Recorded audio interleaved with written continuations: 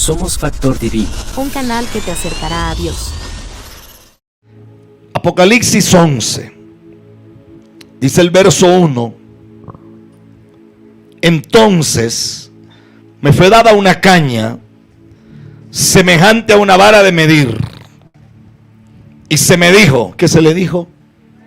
Levántate y mide el templo de Dios y el altar y a los que adoran en él. Algunos teólogos y exágetas dicen que habían dos Juanes. Había un Juan que era el Juan de Patmos, a quien le atribuyen Apocalipsis, y había otro Juan que era el discípulo amado de Jesús, a quien también se le atribuye Apocalipsis, de quien yo más me inclino a él.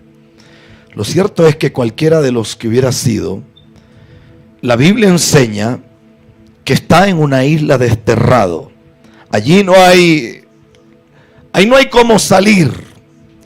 La impresión bíblica es: levántate. ¿Por qué levántese? Puede ser que estaba sumido en depresión. Puede ser que estaba en medio de una hecatombe emocional y no sabía qué hacer. Y tenía que levantarse para poder ver lo que no se veía. Y entonces Dios le dice: levántate, y le da una estructura que para mí es lo más grande que yo he podido leer en toda la Biblia. Porque dice que le da una caña semejante. No era igual, era semejante. Se parecía a una vara de medir. Y le dice: lo primero que quiero que hagas es que midas el templo de Dios. Mide el templo de Dios. Quiero que lo midas. Yo viajé muchas veces a Israel, y en los viajes le pregunté a varios rabinos y a exágetas y eruditos: ¿qué se le medía al templo? ¿Qué tiene el templo? ¿Qué es lo que se le mide? Y después de escuchar tanta gente hablar y tanta gente decir lo que ellos pensaban, entonces tomé mi propia conclusión. Descubrí que al templo se le medían unas 16 cosas.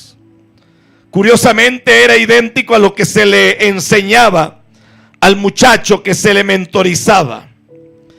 Y al templo se le medía, el que está aquí diga por lo menos aleluya, se le medía madurez, se le medía carácter, temor, integridad, dimensiones, anchura, profundidad, administración, altura, contención, capacidad, potencial, maximización, grandeza, designio y responsabilidad.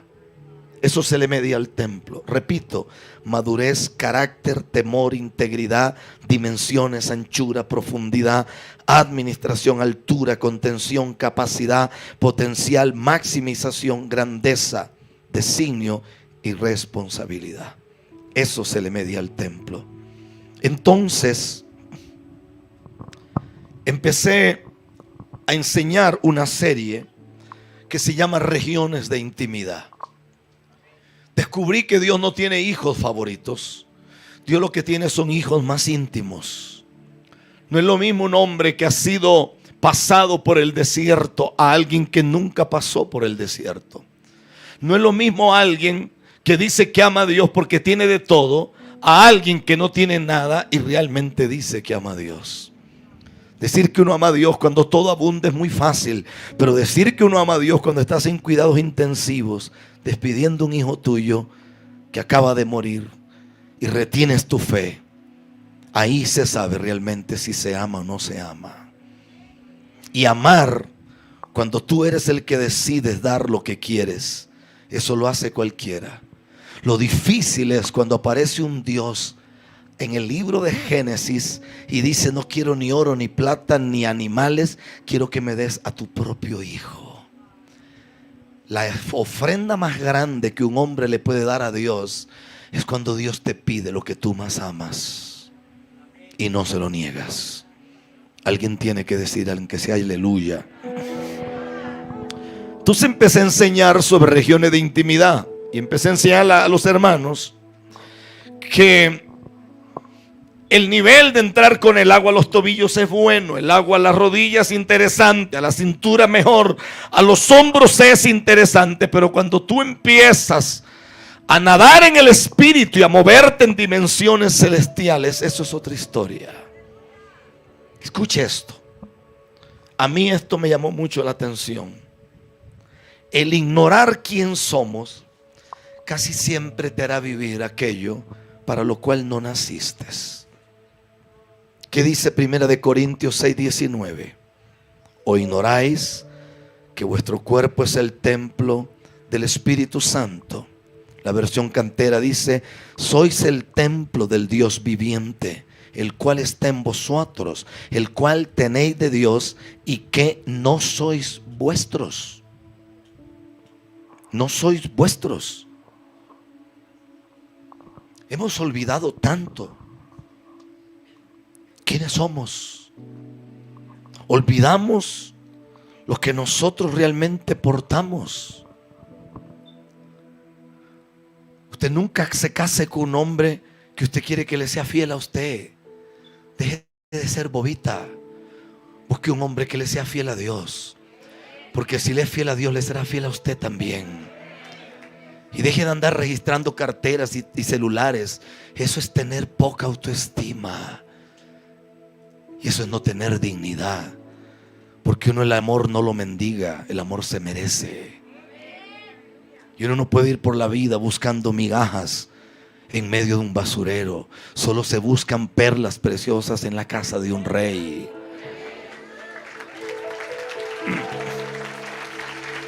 Y entonces aparece Juan. Y Juan posiblemente está a punto de morir. A mí me llama mucho la atención que de todos los discípulos que Jesús tuvo, el único que se le recostaba al pecho a Jesús era Juan. Nadie más lo hizo. Juan era el único. Pregunto yo, ¿por qué Jesús lo dejaba? ¿Qué encontró Juan que ningún otro pudo acercarse y tener ese nivel de relación con el maestro? Si usted examina la historia, todos los apóstoles murieron de muertes violentas. Unos fueron tirados en fosos de leones, unos fueron apedreados. Es más, si usted lee la Biblia, Hebreos 11 dice que esa gente de ese tiempo no era digna de esos hombres de Dios. Dice que algunos murieron crucificados boca abajo como Pedro, otros murieron aserrados como Pablo. La historia dice que a este Juan lo metieron en una canoa hirviendo de aceite, pero no murió. Parece que salió con quemadura de 3er grado, pero no muere. Y es interesante porque a él le llaman el apóstol del amor. Y según Corintios 13, el amor nunca deja de ser. El que tiene oídos para oír, que oiga. Y este Juan está viejito. Ya es un viejito. Y en medio del destierro que otros posiblemente en tierra firme ni siquiera se acuerdan de él. Pero allí en ese lugar a Dios le place darle la revelación más impresionante de los tiempos finales. Lo que ojo jamás había visto, lo que oído jamás había oído, lo que ni siquiera los ángeles conocían. Hay sellos en ese libro que solo ángeles pueden desatarlos. Nadie tiene el permiso de hacer eso. Hay cosas en ese libro que hablan del futuro de la iglesia, de lo que ocurrirá en el tiempo final. Y este libro dice que los días finales no son del diablo, sino del Señor y de la iglesia.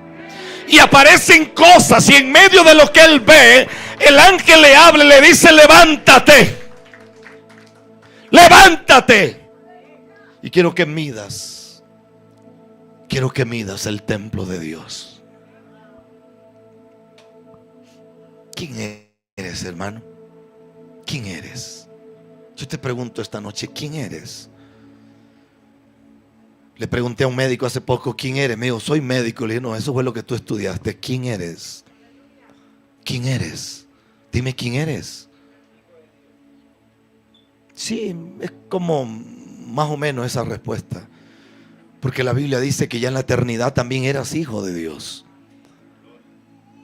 Según la Biblia, tú le perteneces a Dios porque te creó en la eternidad y desde allá te predestinó. Quiere decir que le pertenece a Dios porque te predestinó, le perteneces a Dios porque te creó con sus manos y le pertenece a Dios por tercera vez porque te compró con la sangre de su Hijo. Entonces tú le perteneces 3 veces a Dios. La pregunta es: ¿quién eres? Habemos 7,000 millones de gente en este planeta. Nadie tiene la huella digital que usted tiene. Nadie tiene el iris del ojo igual. Nadie tiene el olor del cuerpo igual. Según la robótica, biogenética y bioquímica, ni siquiera las cadenas de ADN que componen tu cuerpo son iguales a las de otro. Nacen gemelos, gemelas de la misma placenta, idénticos como 2 gotas de agua, pero diferentes en componente genético, en el iris del ojo, en el olor del cuerpo y en la huella digital. Entonces, ¿quién eres? ¿Quién eres?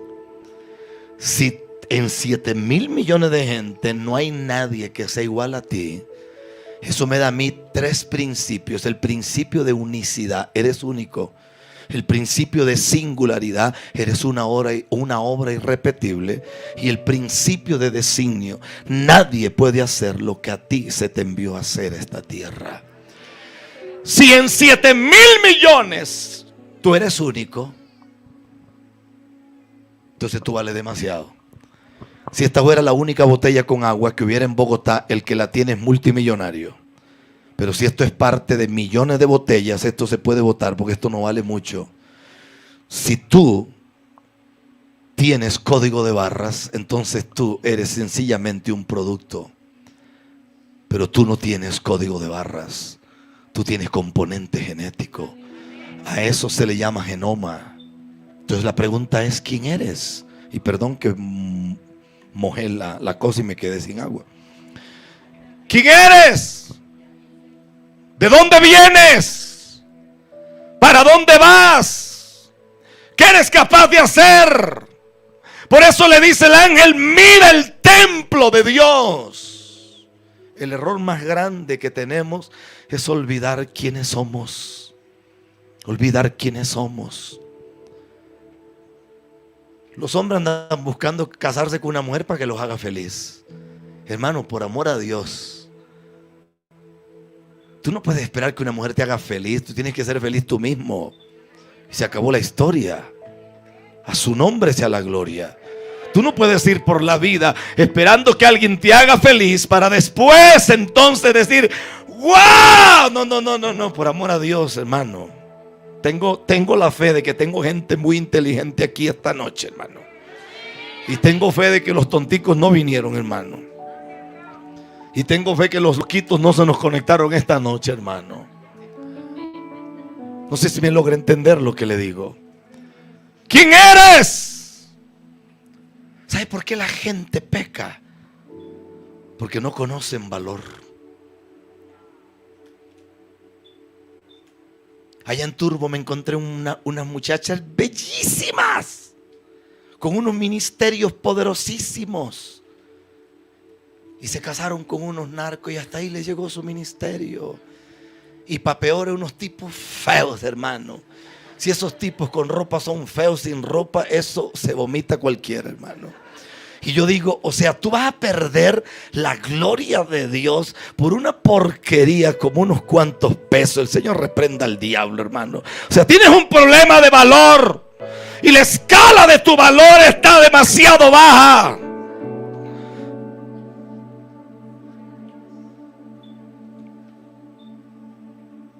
¿Cuántas sillas más quedan vacías? Hay una más. Traten de llenar esto. Yo voy a cantar. Queda una ahí, queda otra ahí. Aquí queda otra, porque no me sirve estar predicando y gente que camina y gente que entra, porque me siento que estoy en un mercado y estoy predicando. He pasado muchas horas orando. Ayer había un bochinche en esa cabina ahí, hermano. Oro a Dios para que no haya eso hoy. Yo estaba predicando y una hermanita escuchando una prédica. Móntate en el Transmilenio y vete de este culto en el nombre de Jesús, porque tú nunca entendiste lo que es tener un profeta delante de ti. Ubícate. En la farmacia venden una pastilla que se llama ubicatina. Se la toma y se ubica, hermanita. Eso la va a ayudar muchísimo. Traten de llenar eso. Cantemos para que se llene eso.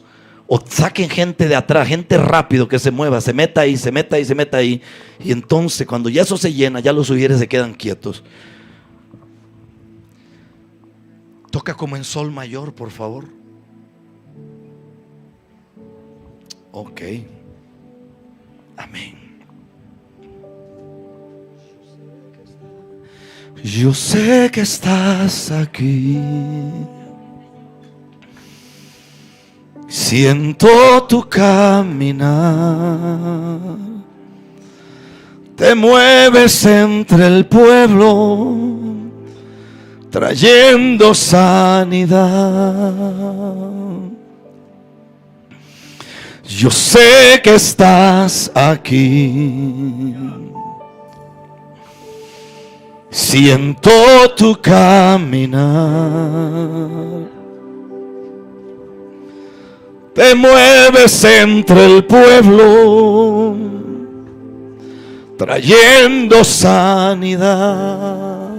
Levanta tu voz y sé que transformado yo seré, que transformado yo seré. Siéntese un poquito, por favor.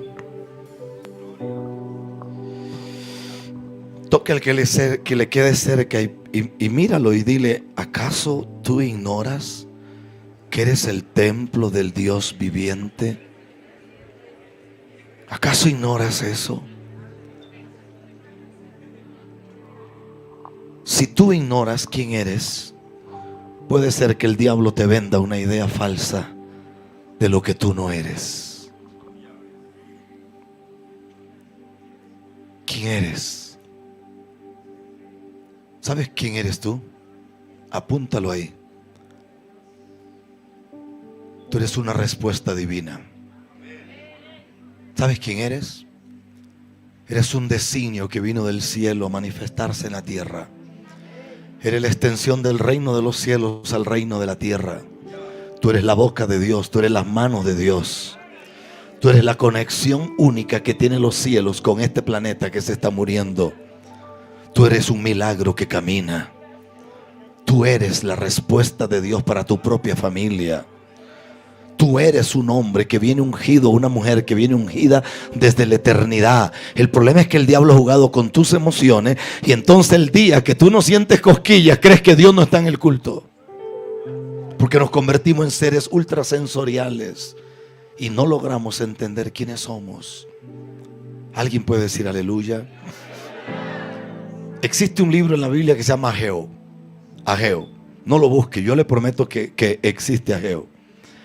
Ageo capítulo 1 dice algo en el verso 5.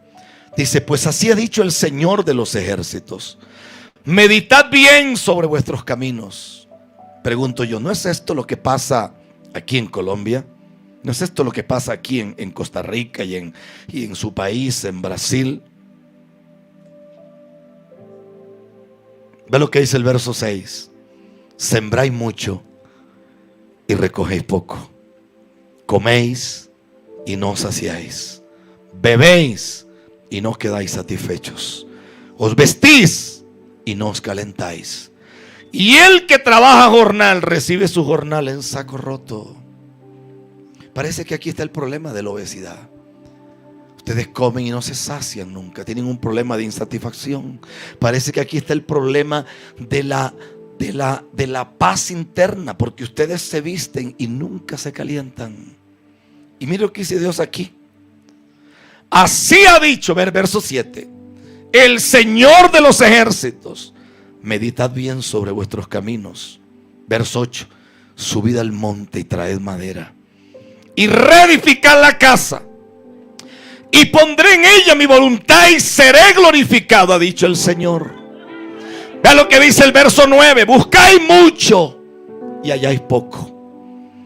Y encerráis en casa y yo lo disiparé en un soplo. Decía así: usted tiene unos pesitos ahorrados y de pronto se le enferma el niño, se enferma la mamá, se daña el carro, algo pasa.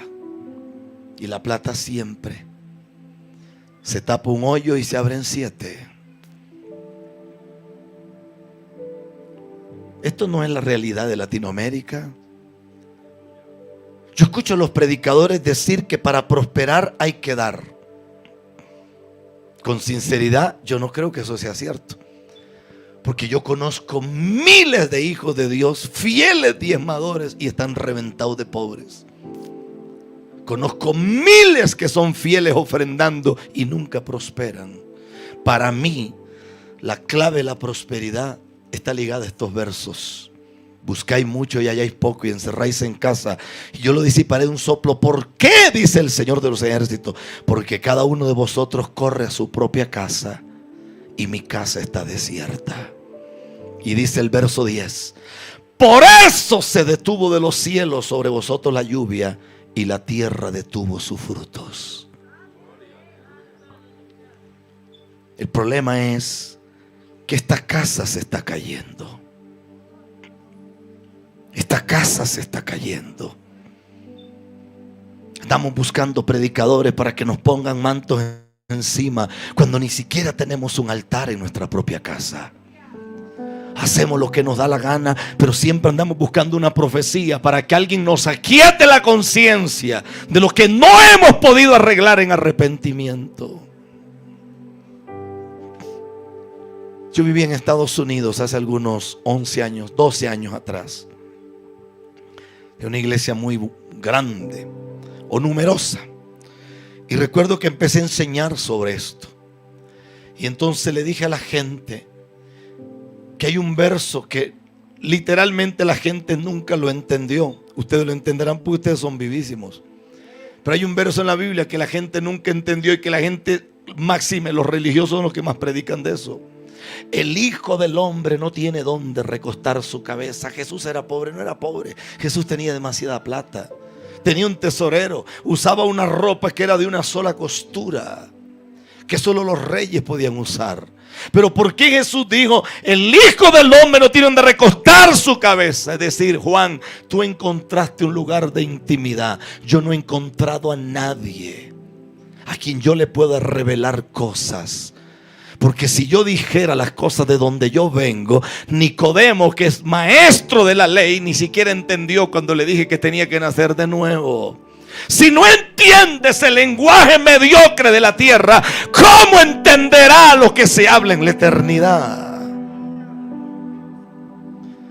Es como que usted crea que las melodías que existen es lo que enseñan. No, señores, hay acordes en la eternidad que los músicos aquí no los conocen todavía. Y hay melodías en la eternidad. Pero para conocer eso hay que entrar en aguas muy profundas. Y yo recuerdo que estaba desayunando. Aquí se desayuna una cosa gloriosa que se le llama ajiaco. Y se desayuna una cosa que le llaman caldo de costilla, hermano. Y ese caldo no sé qué tiene, porque lo que tiene es un pedazo de carne y un pedazo de papa, que eso no debería de saber a nada, pero eso sabe demasiado bueno, hermano. Por lo menos yo desayuno diferente, pero cuando vengo aquí siempre me escarreo, no tengo problemas con eso. Y yo estaba en mi casa desayunando una granola con yogur y unas cosas de esas. Y de pronto oí el Espíritu Santo donde dijo: el Padre busca un lugar donde reposar. Y se me cayeron los utensilios. Y recuerdo que llamé a mi secretaria, que era por cierto una colombiana. Y entonces le dije a ella, que era una señora ya mayor, le dije: llame a fulano y a fulano y a fulano. Sobre mi escritorio tengo 14 sermones. Voy a entrar a orar al lugar de donde yo oro, pero no sé si salgo para el culto de esta noche y el fin de semana. Y entonces alguien dice: ¿usted le da los sermones suyos a los predicadores? Claro, porque estoy levantando una casa y no puedo permitir que aparezca alguien con una revelación rara y me arruine todo lo que estoy construyendo. Porque tenemos un zaperoco en la cabeza. La gente no sabe ni siquiera hacer bolitas ni palitos, pero los predicadores ya le están enseñando de trigonometría y de logaritmos. Y la gente no sabe ni qué es A, E, I, O, U, y menos lo que son, qué sé yo, el abecedario, las consonantes o las preposiciones. Y de pronto usted encuentra gente que dice: sí, yo no sé ni orar, pero soy profeta.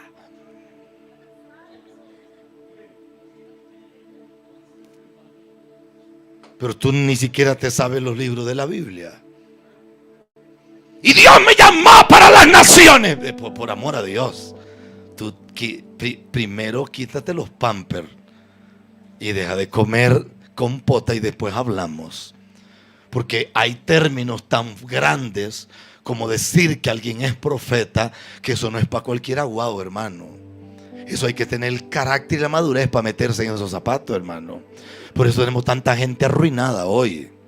Tenemos gente loca haciendo estupideces, pero después dicen, Dios me dijo. No, un momentico, usted no le está diciendo a nadie nada. A usted le está hablando el chupacabra, a usted no le está hablando Dios. Por eso usted está haciendo tanto daño por donde usted pasa. Y por donde usted camina, la gente sale de los cultos igual o peor de vacía que como entra. Porque no fluye nada del altar de Dios. Y yo recuerdo que entré al lugar para orar y teníamos un lugar de oración que el aire acondicionado era perfecto, todo era perfecto, la alfombra era muy gruesa, por si alguien quería quedarse a dormir, podía quedarse a dormir allí. Y recuerdo que había un baño, yo entré, y cuando entré, sentí el cielo abierto y vi un anciano ahí. Sabía que era un ángel. Y él me dijo, el corazón del Padre tiene 7 dimensiones. Solo se te permitirá hablar de 3, pero conocerás las 7. Yo era pastor de una iglesia de miles. Teníamos radio, teníamos televisión, teníamos universidad, teníamos iglesias alrededor de todo Estados Unidos. Iglesias, no muchas, pero teníamos iglesias en algunos países del mundo. A mí me habían dado un doctorado de una universidad porque se suponía que yo era un tipo que algo predicaba. Y entonces yo estaba en la boca de mucha gente y teníamos cosas en diferentes partes del mundo. Y recuerdo que cuando entro allí, me dice aquel ángel, ¿entendiste la escritura? Cuando un hombre como Moisés le dice al Padre, si tú no vas conmigo, nunca dijo presencia. Yo no quiero ángel, no. Yo quiero al que yo vi en la zarza ardiendo. Yo quiero aquel que hizo que mi rostro brillara. Y tuve que taparme la cara porque el que me veía caía al piso porque estaba viendo a Dios mismo. Yo quiero ese. ¿Entendiste a Pablo cuando Pablo dice, lo apedrean, lo pisotean, le hacen de todo? Y Pablo dice que él se siente completo. Obviamente eso aquí no pasa porque con esas caras que ustedes tienen imposible. Pero yo conozco miles de gente evangélica o cristiana, que no me gusta ninguno de los dos nombres, que padecen de depresión y tienen que tomar antidepresivos y padecen de muchas emociones negativas. Se sienten vacíos. Usted les toca alguna cosa y se le vuelven a remover las heridas de hace 25 años de un divorcio que tuvieron. Recuerdan a un novio que tuvieron en la escuela y en el colegio, pero usted los oye hablando en lenguas y usted los oye diciendo que la gloria de Dios está con ellos y nunca pudieron ordenar la cosmovisión de su existencia. Y si tú no puedes gobernar a tu propio ser interior, ¿cómo podrás gobernar fuera de ti? Y entonces cuando estoy ahí, aquel ser me dice, mira, y yo me veo hacia adentro. Y me doy cuenta que hay como escamas en mi corazón. Y me doy cuenta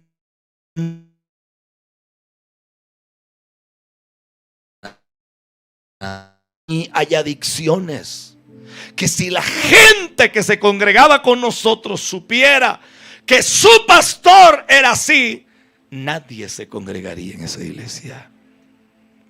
Porque somos expertos en enseñar a la gente lo que nosotros queremos que la gente vea. Pero si nos quitáramos la máscara, la gente miraría la vergüenza y la desnudez. Empezaron a caérseme las escamas. No sé cuánto tiempo.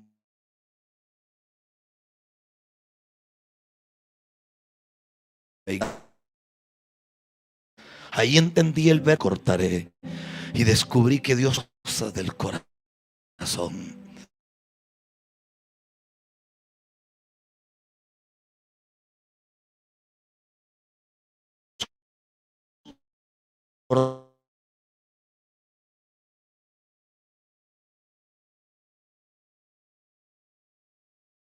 escultura de la mugre de las vidas. Y se supone que yo era un predicadorazo. Hábleme de exégesis, soy buenísimo. Le doy clases a los predicadores para que aprendan a predicar. Me entrevistan de cualquier lugar de la tierra. Domino el griego, el hebreo, el arameo. Sé lo que es cultura hebrea, entiendo esas cosas. Pero estoy mugroso por dentro. Estoy podrido por dentro. Huelo mal por dentro. Salgo de allí y me llama el anciano y me dice: la próxima dimensión del corazón del Padre se llama ríos de agua viva. ¿Entendiste el verso que dice: el que cree en mí, de su interior correrán ríos de agua viva? Le dije: nunca lo entendí, porque yo no entiendo cómo es eso, que uno se convierte ahora como que uno es como un bombero. O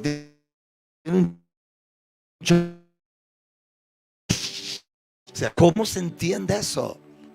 ¿Cómo se entiende el que en mi interior correrán ríos de agua viva? Y el ángel me llevó la palabra y me dijo: la única forma de entenderlo es ir a Ezequiel. Ve Ezequiel, cita el capítulo 47, el 49. Dice que cuando el río de Dios salga, dice que el río entrará por la ciudad, y por donde el río pase, dice que traerá sanidad. Escritor de los Evangelios dice de Pedro enfermo, para que tan siquiera la sombra de Pedro. No dice así los originales. Los originales dice: sacaban los enfermos para que al Pedro pasar, tan siquiera el río que estaba en él se saliera y los tocara. Y los tocara.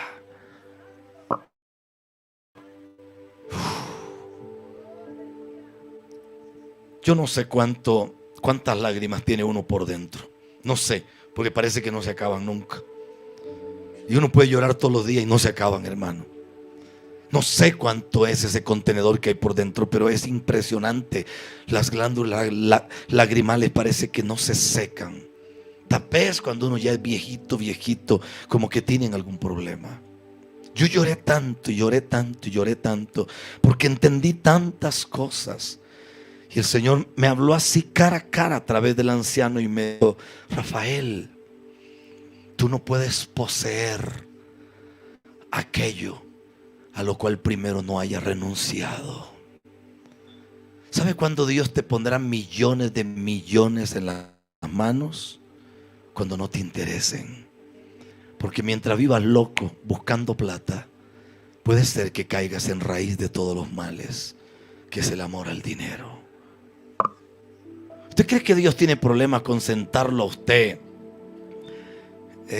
No sé, póngale un carrito ahí más o menos, un Maserati. ¿Usted cree que Dios tiene problemas con sentarlo a usted en un Porsche Cayenne? ¿Usted cree que Dios tiene problemas usted? Bueno, subamos de nivel. ¿Usted cree que Dios tiene problemas con montarlo a usted en un Phantom? No. Pero hay gente que es creída con una moto vieja, hermano. ¿Cómo crees si se siente en un carro de alta gama? Se lo lleva el diablo, hermano. Yo no creo cuando yo escucho un predicador que dice: todos los que aquí son puros millonarios. Mentiras. Hay gente que la única forma que se salve es que viva así como vive, hermano. Porque si tuvieran plata se lo lleva el diablo, hermano.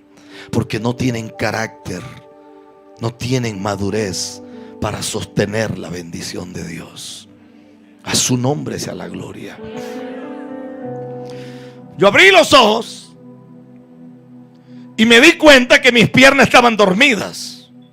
Qué extraño. A como pude me senté y tenía mucho dolor en las piernas. Me senté. Me hice masajes y masajes. Como a los 20 minutos, quizás más, recuerdo que ya me recuperé. Y a como pude me agarré y me levanté. Y qué extraño esto, pero ¿por qué me duele tanto el cuerpo? No sé cuántas horas tengo estar arrodillado, pero no me pasa eso. Subí las gradas porque ese lugar era en algo que ellos le llaman basement, que es el sótano. Y escuché un murmullo de cientos de gente rodeando mi casa orando. Cuando subo, una de mis hijas pone una balanza y me dice: sube, papá, y me abraza y empieza a llorar. y me sube y me dice: qué extraño, tú pesas lo mismo. ¿Cómo peso lo mismo? Y la Isa me agarra y me hace así sacar la lengua y me alumbra con un foquito porque estudió cosas de medicina y me ve los oídos, me ve los ojos. ¿Está bien? Claro que estoy bien. Y entonces la otra me agarra y me abraza y me dice: ¿te sientes bien? Yo le dije: sí, mi amor. Me dice: ¿tienes idea qué fecha es hoy? Le dije: 21 de junio. Es 21 de junio. No, papá, es 21 de julio. Ha pasado un mes entero donde tú no dormiste, ni bebiste agua, ni comiste. Y no puede ser posible que tú peses lo mismo. Parece que hay dimensiones espirituales que solo se alcanzan con la muerte. Yo oré esta tarde para que Dios no te deje dormir esta noche. Yo oré esta tarde para que algunos de ustedes pierdan el español, porque yo estoy muy viejo para venir aquí a entretenerlos a ustedes. No tengo tiempo para eso. En mi oración, que Dios se te mete en la cama esta noche y que no puedas dormir, que te tengas que tirar al piso y que no te pongas a decir: vos tomame una guapanela clientica a ver si me da sueño. Tómese las que le dé la gana, que no le dará sueño. Porque Dios te está llamando a entrar en dimensiones celestiales. Y Dios te está llamando a entrar en aguas profundas del Espíritu y a conocer y entender lo que no conocías, a ver lo que otros no ven. A su nombre, a su nombre, a su nombre. Levante sus manos un momento. Regiones de intimidad. Regiones de intimidad.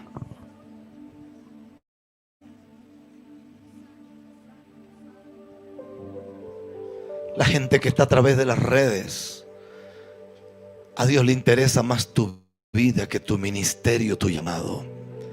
A Dios le interesa más tu vida, tu realidad como hijo de Dios, que todo lo que tú puedas hacer aquí afuera. Corremos como locos queriendo ser famosos, queremos ser reconocidos, queremos que nos pongan en una primera silla, queremos que la gente nos diga: ¡wow! ¡Qué ungido está fulano! Y dice: al final del camino, toda tu obra será como trapo de inmundicia. Porque aquí lo único que valió la pena fue la obra que el Espíritu de Dios primero hizo en ti y en mí, para que después la haga en otros. Escuche esto. Escuche esto. ¿Sabe por qué Abraham derramó esperma en el vientre equivocado, en el vientre de Agar? Porque no solo Sara era estéril, Abraham también era estéril. Abraham no logró ver en medio de su esterilidad espiritual que el poner una semilla en el vientre equivocado traería un pleito entre palestinos y judíos hasta el día de hoy. No logró entender eso. Parece que la esterilidad espiritual te hace ser ciego a la bendición del cielo.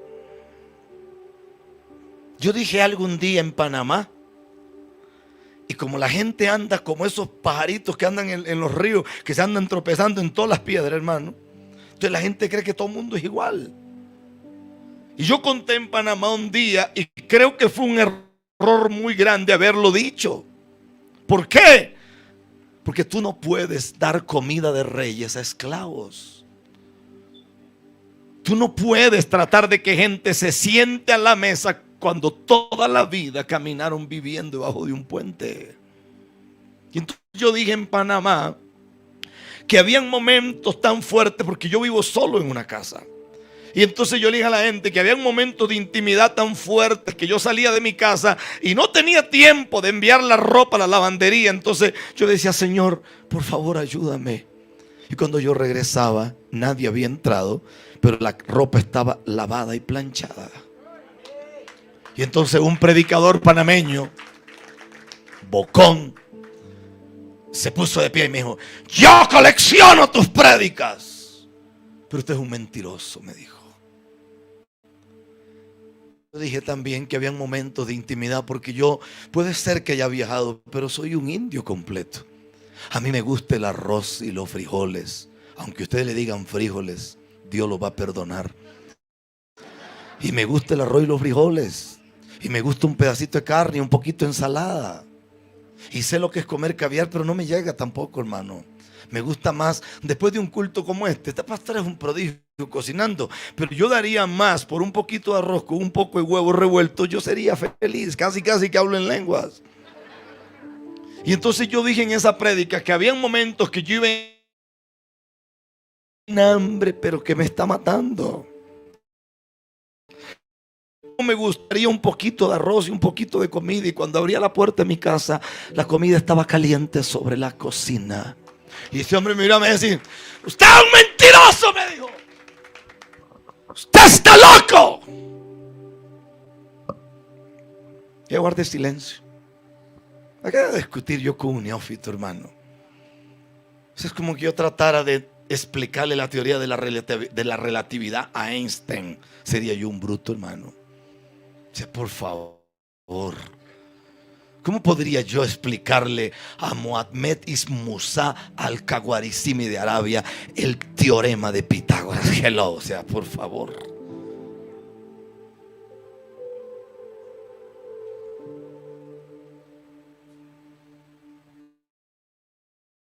Pregunté a un gerente de banco: ¿cómo hacen ustedes para preparar a los cajeros cuando hay tanto billete falso? Me dijo: fácil.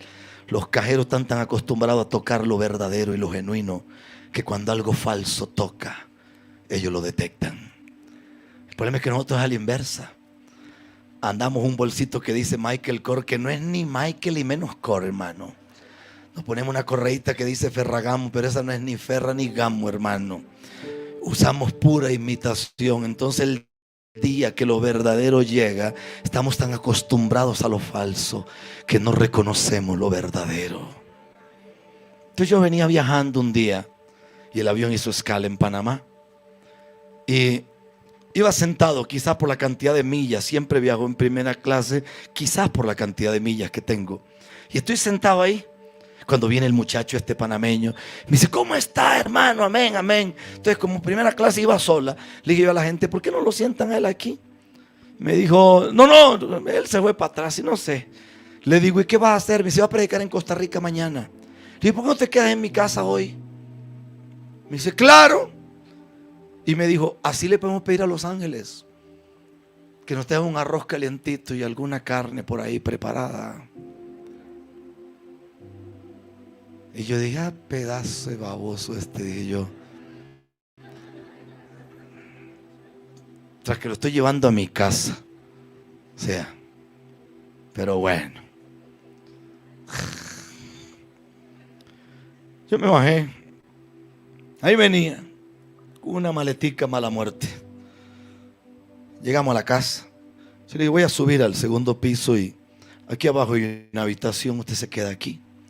Yo estoy subiendo, hay mucho polvo porque en Costa Rica hay muchos volcanes y había un volcán que estaba como botando cenizas, y en Costa Rica tenemos 1800 temblores diarios. Para nosotros es normal que tiemble. El día que no tiembla reprendemos al diablo porque algo está mal, hermano. Entonces había mucho polvo y yo sabía que tenía que llamar a la señora que viene a la casa a limpiar. Y cuando yo estoy arriba yo escucho un grito, pero un grito, yo dije: algo le pasó a este muchacho. Entonces yo bajo corriendo y le digo: ¿qué pasa? Y el tipo está tirado en el piso. Y le dije: ¿qué pasó? Y me dice: no puede ser posible, pastor. Hay arroz caliente recién hecho y hay comida recién hecha. Yo quiero que me escuche. Quiero que me escuche. No le digo eso para impresionarlo. Yo no soy mejor que usted, ni estoy aquí para juzgarlo, ni para ponerme en un pedestal y que la gente diga: wow, qué hombre es. No. La idea es que lo que yo he podido alcanzar, al usted exponerse a este manto, usted va a empezar a experimentar cosas que nunca en su vida había experimentado. Esa es la idea. Cuando uno lee aquí, si usted le echa para atrás la Biblia y usted llega al libro de Ruth. Yo tengo todo el tiempo del mundo. Si alguno quiere irse, puede irse ya, tranquilo, no tiene problema. Porque entendemos, algunos viven lejos. Pero cuando uno lee Ruth, el libro de Ruth, yo le prometo que Ruth existe. Capítulo 3. Ruth ha perdido el esposo. Ahora Ruth está con su suegra, que es Noemí. Y Ruth llega a una hacienda de un hombre llamado Boz. Cualquiera que estudie tipología sabe que Boz es tipo de Jesús. Que Ruth, la suegra de Ruth, que es Noemí, es tipo Espíritu Santo, y Ruth es tipo de la iglesia. Pero aquí hay un consejo que le da Noemí a Ruth, que esto no puede ser normal, porque ella le dice: te lavarás pues. ¿Cómo te lavarás? Nadie se lavaba antes de ir a recoger espigas. Solo se lavaba después de recoger espigas. Y te ungirás. Y vistiéndote tus vestidos. Aquí aparecen por lo menos 7 vestidos. El vestido de la integridad, de la pureza, del temor a Dios. Y ahí paro. Irás a la era, mas no te darás a conocer al varón hasta que le haya acabado de comer y de beber. Lo que le está diciendo es: ve al templo, a usted y a mí. Adora a Dios como si fuera el último día de tu vida. Olvídate que tienes un hijo tirado en drogas. Olvídate de la situación. Olvídate que tienes que pagar. Olvídate de la casa. Olvídate de lo que sea. Y cuando Él termine de comer y de beber, entonces tú te presentarás. Y vea lo que dice el verso 4. Y cuando Él se acueste, lugares de intimidad. Notarás el lugar donde se acuesta e irás y descubrirás sus pies. Y te acostarás allí y Él te dirá lo que hayas de hacer. Y Él te dirá lo que hayas de hacer.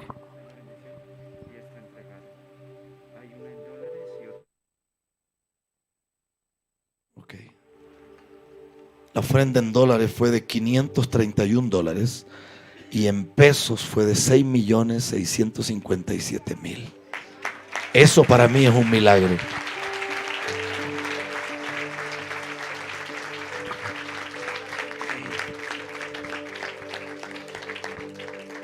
Oiga lo que dice Noemí. Le dice a Ruth: tú irás a la era, no te presentarás a él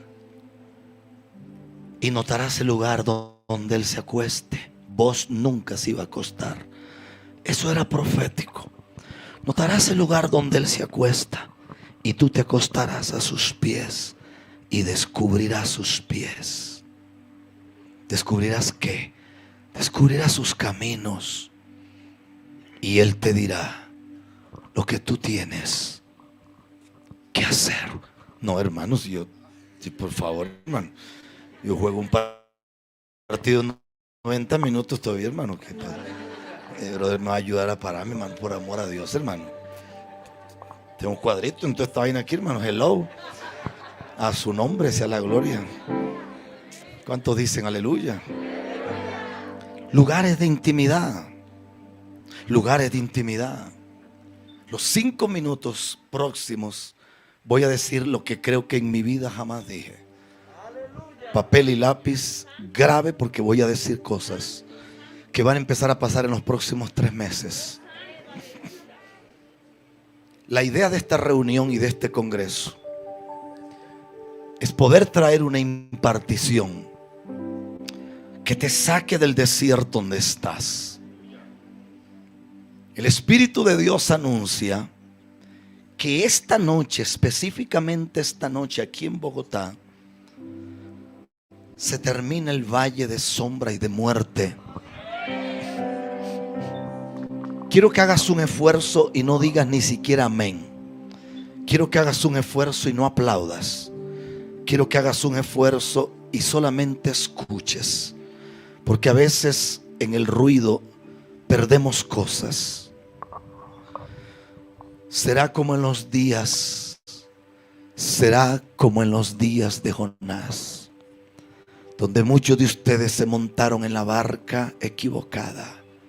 Y debido a la equivocación y debido a la carencia de una vida en obediencia, ha sufrido. Pero en esta misma noche, el Dios deseará que todo aquello te amarró y te encerró en una noche oscura, tendrá que vomitarte en la tierra que Dios planeó que tú estuvieras. Y será como en los días de Juan el Bautista. Te haré un poderoso imán, dice el Espíritu Santo. Al salir de esta misma reunión, te va a llamar gente de tu familia que no te llamó nunca. Mañana, al ser las 7 de la mañana, te llamará gente del norte, del sur, del este y del oeste. Te van a llamar para orar por un enfermo con cáncer. Y tú dirás, pero es que yo tengo miedo. El Señor dice, yo te he capacitado para que hagas lo que tienes que hacer. Dice el Señor, será como en los días de Sadrat, Mesach y Abednego. Te cambiaron el nombre, te llamaron perdedor, te llamaron perdedora. Te dijeron que si ese hombre te abandonaba, tú nunca llegarías a nada. Te dijeron tonta, te dijeron bruta. Pero dice el Señor que aunque el horno fue calentado, Él acaba de entrar dentro del horno. Y al salir de la noche de prueba que estás viviendo, que hoy se termina, empezarán a ocurrir cosas dentro de tu familia.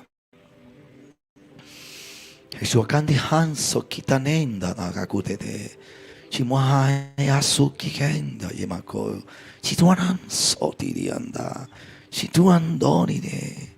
Yo lo diré, Señor, yo lo diré. Y aquí que yo juro por mi nombre, dice el Señor. Y juro por mi nombre, porque no hay un nombre más alto por el cual jurar. Que esta noche yo te quito la vergüenza. Te quito la vergüenza de cosas en las que tú has vivido. Porque tú luchas con tentaciones, tú luchas con situaciones emocionales, tú luchas con vicios que no puedes abandonar. ¡Vivo yo!, dice el Señor. Que hoy se rompe ese yugo del infierno. Y yo te hago libre, dice el Señor. Será como en los días. Será como en los días de Daniel.